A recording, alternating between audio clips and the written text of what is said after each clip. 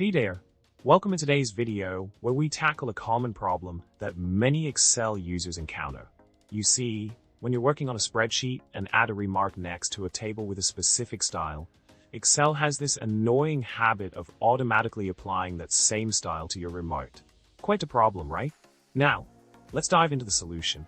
The key here is to make a few simple tweaks in Excel settings. By going to File, then Options, followed by Advanced, you can uncheck the Extend Data Range Formats and Formulas option. Once you hit OK, voila! Excel will no longer mess with your remark style, allowing you to keep things neat and organized. Quick and easy solution, right?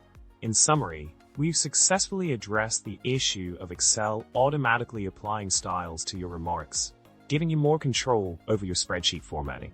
Make sure to implement this solution in your Excel workflow to avoid any style mishaps in the future.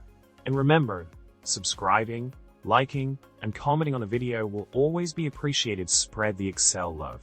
See you next time. Happy spreadsheeting.